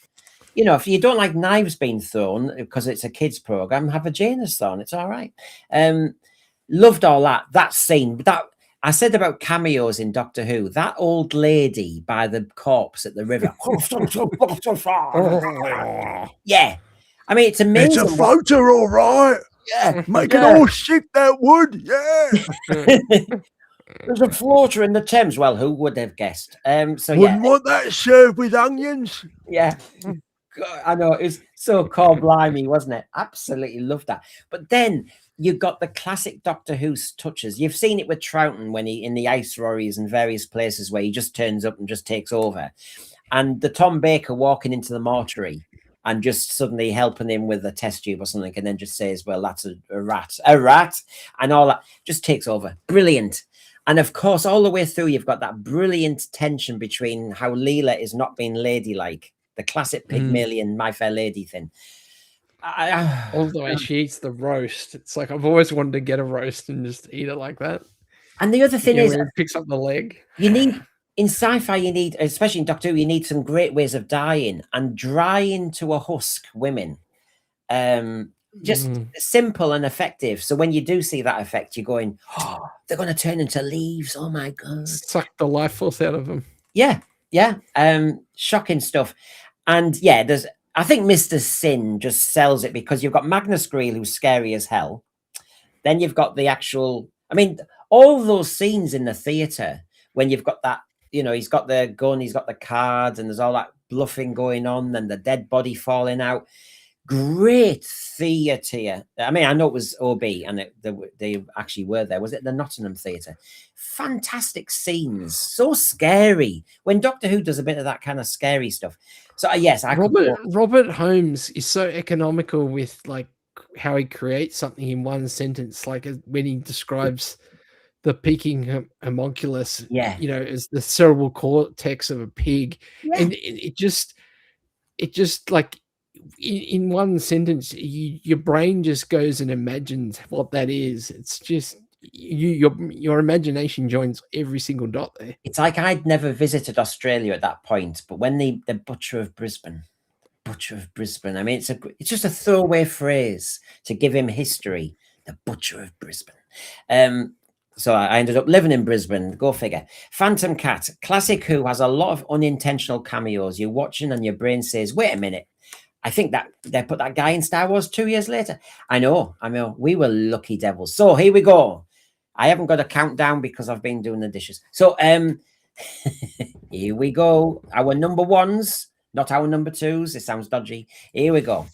So Dwayne has gone for Talons of Wen Chian. It's so tired now. Dan, Remembrance of the Daleks. And do you know what? I surprised myself. In the end, I thought, do you know what? No, this is my pleasure. Sorry. And of course, everybody knows why I'm right, because of the LP. I played that vinyl all the 70s. And for my birthday the other day, I made sure I got the Destiny of the Daleks LP to go with it. Yeah. Anyway, Dwayne, I know you've got things you want to say about Talons. Well, first of all, I think I'm right because Talons is the only one that we've all put in our top 10. I don't think there's any other story that we've all put in the top 10. That's a triple snap. That one. So Talons of Wang Chiang wins out every single time. And this is probably the story that my first memory is Spearhead from Space, but my deepest memory is of Talons of Wang Chiang. And there's a long way between them, but keep in mind, Australia, they repeated them all the time. So I would have seen them closer together than you would have seen them in the UK.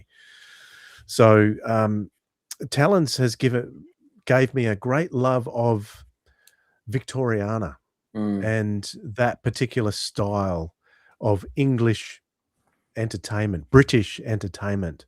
I've always loved that. I've been fascinated by, well, since, in the years since this, I've become fascinated with, the Jack the Ripper case and looking into that. And when I went to London for the first time, of course, I walked around Whitechapel and walked around all the cobblestone streets, and that I have a great love of that kind of historical setting, and probably as a result of something like this. And interestingly, most of this was probably studio. I mean, there was obviously a lot of what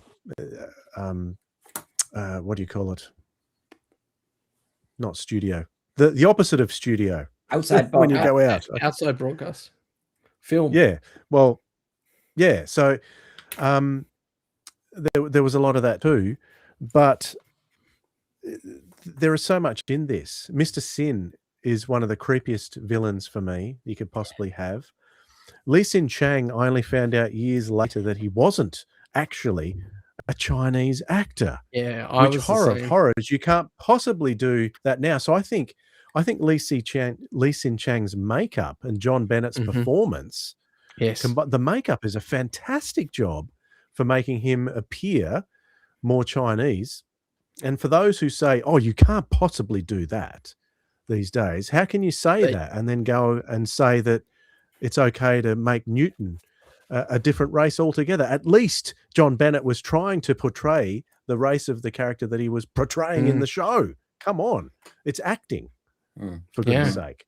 That's all I've got to say about that. So I think people that tear this down for politically correct reasons are ridiculous in their reasoning as far as this goes. Look at the overall story. Yes, it's a homage of Fu Manchu and the Phantom of the Opera, but so was everything else in that period. Yeah. And half of everything else in that period has entered Brendan's top 10 as well. So that's just a reflection of how good this era of Doctor Who was. And as far as I'm concerned, Talons of Wang Chiang is the pinnacle of Doctor Who. I think if you look at the trilogy of stories there, Robots of Death, Talons of Wang Chiang, Horror of Fang Rock, those three stories are the absolute pinnacle of classic Apex. Doctor Who. And Talons is right in the middle of it. Right there. Yeah. So But how boring would this show have been if we'd all just said that?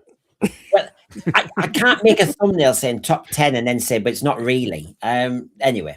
Well, it is. It's my top 10. It says our top 10. Right, Mr. Ash Lamont. So I'll just introduce, because Dan's gone for Mccoy, which has got Farsight excited. I'm going to go Remembrance. Remember hitting the pub after broadcast for our Who chat? The episode 1 climax was all the proof we needed that Who was back, confident and cool. After now, I wondered what had happened when I watched Remembrance after enduring season 24. It was so different in tone. Yes, I was at university in a house, and the lads who I shared with didn't like Doctor Who, so I was a bit tense. I won the battle of the lounge and had the TV on. And of course, that opening sequence when it's a bit Independence Day, the big spaceship and the moon. And then you get a bit of, is it JFK and other people talking? Fantastic. Anyway, your choice, Dan. Yeah, no, Remembrance. I was watching this as it came out. I remember it when and it was replayed later here in Australia, and it's one of the episodes I remember that when I was at school the next day, everyone was talking about it. It was cool. Yeah, when the Dalek went upstairs, it really, for a show that had copped so much heat as being, out of favor, this was the story where things turned around and it felt like we were going in the right direction. Yeah, everyone knows me in the Mccoy years. I think I was a bit older, but Remembrance is one of those. There were some great scenes. There were some great moments. We all know in the coffee shop, the cafe with the doctor and the lad behind the counter. You've got some great moments. The mystery of the Omega and all the rest of it. You've got Davros appearing again. Always a bit of Davros, the Emperor Dalek, it looked like. I love that set. it was such a clinically beautiful Dalek set, the spaceship. The bit I found clunkiest, but I was fooled, was I wondered if Davros was behind that console when it was actually a schoolgirl. When I found it was a schoolgirl, the school element irritated me a little bit. I think it was the school music, you know, ding, ding, ding, ding, ding. Ding. Don't do it. But that landing, the spaceship landing effects, outstanding. And of course, Dan, that stunt of Ace's. Oh, when she jumped across the tables and all the rest of it. Brilliant sequence of Doctor Who. Again, you don't see much of that in Doctor Who, do you? Do you remember who did the voice for the schoolgirl controller?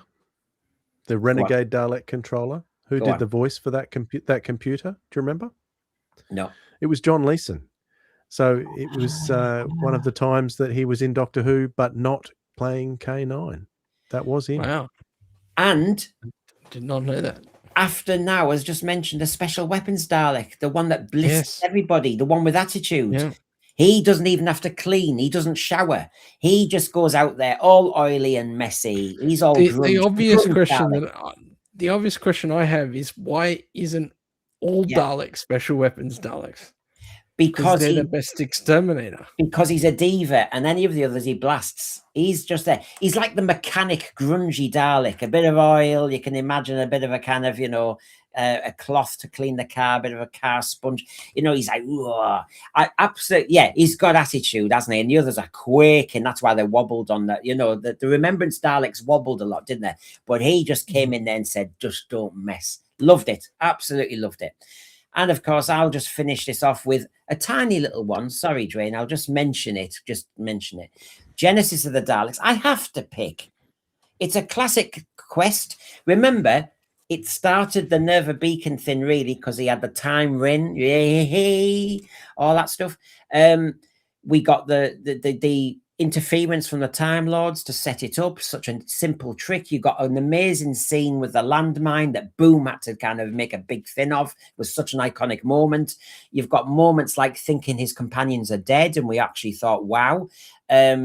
You've got the giant clam, the experiments that went wrong. I think the moment Davros appears, when I talk to my BBC source, he agrees with me that cliffhanger of part 1 is his favorite cliffhanger. And it is, because it was just the moment that everybody on Monday in the playground was walking around as if there was something wrong with our wrist. We were all impersonating Davros. It was one of the moments in my life when everybody talked about Doctor Who on Monday, and I am not exaggerating. And for some reason, primary school kids were walking around looking really weird. It was, and Davros is the, I mean, we've mentioned Magnus Greel, Sharaz Jack, and all the rest of it, but to introduce to Doctor Who, Davros, this was a standout story to present this villain. And yes, it's very Frankenstein. The creator is killed by his creations at the end. Brilliant. Then you get the speech to the camera. I could go on. I just think this is, it's mega. And of course, listening to it on vinyl every Saturday helps. The soundtrack's great. What were you going to say, Joanne? I was going to say something on Remembrance of the Daleks, but I can't remember what it was now. You'll remember about Remembrance when we've gone. Yes. Timey-wimey.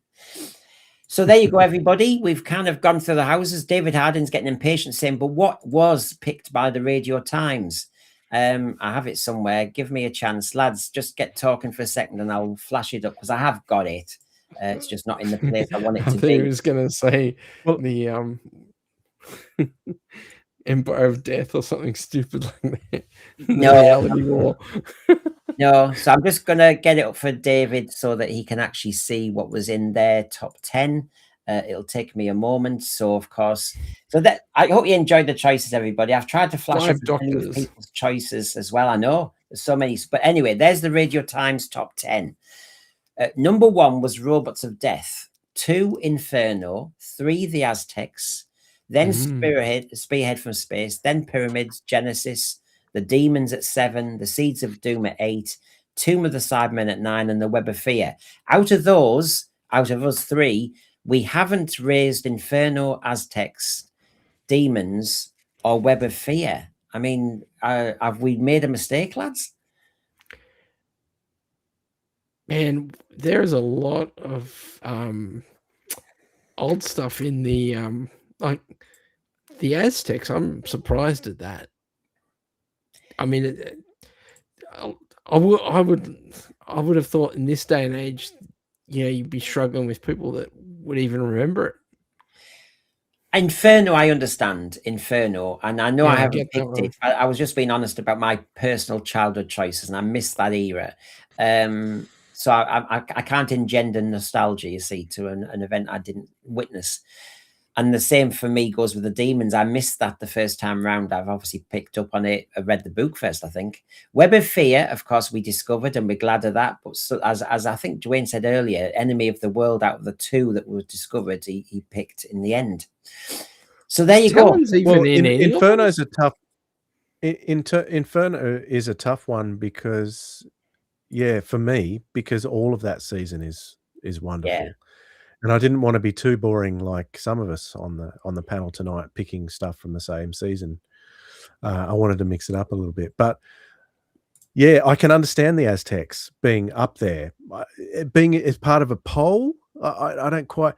This sounds to me more like a personal choice of one person rather than a poll, because Talons is at number 16. I know. Caves of Androzani is not mentioned in there at all. City of Death isn't mentioned. City of Death's another one that's usually up high in polls that's not mentioned by any of us, actually. But I always put City of Death aside and go for one of the quirkier ones from season 17 when I go for my favorites from that season. But yeah, so I find it a very strange poll. But as far as Aztecs go, beautiful character piece. The dialogue is wonderful. It doesn't take itself so seriously that it doesn't have some lighthearted moments. Like Reign of Terror takes itself so seriously we don't get any kind of relief throughout the whole 6 parts. But the Aztecs, we have some lighter moments, which is really nice. Demons is an interesting one that we didn't touch on, but that was Nick Courtney's favorite. It never gets in my top 5 Pertwee stories, the Demons, although it's great. It's a funny one because it's just not up there. Yeah, Jamie asked the other night. He said, "Should we watch a Pertwee one?" And then he said, "Demons, go for Demons." I don't know if it's the build up of it all, but yes, something just doesn't work for me. I prefer the book. It's a very funny one. I know. My favorite bit's the end where the Brig and Mike Yates go to the pub. Yeah. There's a lot of television stuff. You can see where RTD get it from later on. You've got lots of news headlines and news reports and all that stuff. I'm Your Servant says, where the hell are the no war games? I know. None of us listed it. Typed in my list, I typed in the war games, but I realized that I liked Enemy of the World more at the moment. So war games is so up there as my favorite Troughton episodes. But we're doing a top 10 overall of classics. So if we were doing a top 5 of Troughton, War Games would be in there for sure, without a doubt. Yeah. So there you go, everybody. That was hopefully an entertaining 2 hours of your time. Obviously, I just want to remind you that on Saturday night, live at 10 o'clock, the full story from an industry insider about the demise of the Doctor Who deal. As I said, it was a botched Disney contract, which stymied the BBC's hand. Interesting idea. So therefore, we will be looking at LGBTQ representation in Doctor Who because my media source has got a lot to say about it. And therefore, if I conflate the 2 ideas together, the botched Disney deal, that Disney had their mitts all over it, and the representation by RTD, has RTD had a fair hearing by fans? Does he deserve a revision? That's the question. And so we'll have all the latest news and sources latest on Saturday night at 10 o'clock. And of course, this show was all about our top 10 classic Doctor Who's. Again, happy birthday to Boomer Doug. And thanks, lads, for being around and coming on and sharing your choices, even though it was obvious I was going to win. Dwayne, Sirens of Audio, what you're up to? What have we got out at the moment? Couple of classic Big Finish reviews. We've got Nicholas Briggs on our latest episode talking with us about a recent release.